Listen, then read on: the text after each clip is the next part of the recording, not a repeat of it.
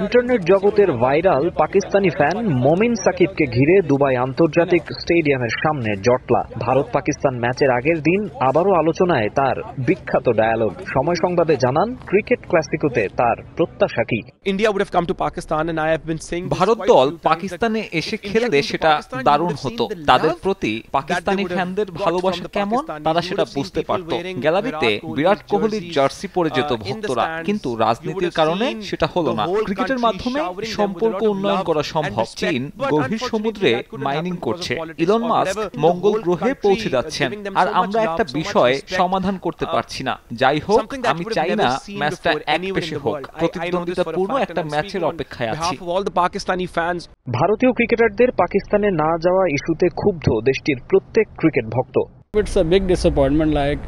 আমরা খুবই হতাশ। সব দলই তো যাচ্ছে, আমরা হোম অ্যাডভান্টেজ কাজে লাগাতে পারবো না। সবাইকে এই ম্যাচ দেখতে ট্রাভেল করে আসতে হচ্ছে। তবে ভিন্ন চিত্রও আছে। পাকিস্তানি হয়েও ভারতের জার্সি পরে স্টেডিয়ামে আসেন এক ক্রিকেট ফ্যান। পাকিস্তান দলের ওপর নাকি কোনো আস্থাই নেই তার। এমন ভারত প্রীতির কারণে বন্ধু বান্ধবদের কাছে কটু কথা শুনতে হয়। তবুও বিরাট কোহলির জার্সি হাতে ঘুরে বেড়ান অবলীলায়। আমি বিরাট কোহলির সবচেয়ে বড় পাকিস্তানি ফ্যান। তার আরো একটা অটোগ্রাফ নিতে চাই। আত্মীয় স্বজন আর বন্ধুরা এ নিয়ে অনেক সমালোচনা করে, তবুও আমি তার ভক্ত। আমি নিশ্চিত এই ম্যাচে ভারত বড় ব্যবধানে জিতবে। আবার বাবর আজমকে এক নজরে দেখতে সব কাজ ফেলে হাজির এক ইন্ডিয়ান ফ্যান। টিম বাসে তাকে না দেখে হতে হয় হতাশ। বাবরের বিরাট ভক্ত আমি। তাকে দেখার জন্য কয়েক ঘন্টা অপেক্ষা করলাম, কিন্তু তিনি আসেননি।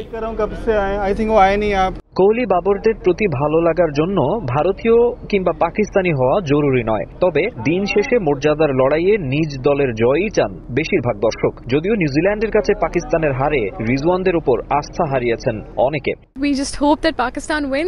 আমি পাকিস্তান দলকে সমর্থন করছি, তবে তাদের কাছ থেকে খুব বেশি আশা করে লাভ নেই। সবশেষ ম্যাচটা যেভাবে হারলো তারা। নিউজিল্যান্ডের কাছে হারলেও ভারতকে আমরা হারাবো, যেমনটা এর আগে 10 উইকেটে হারিয়েছিলাম।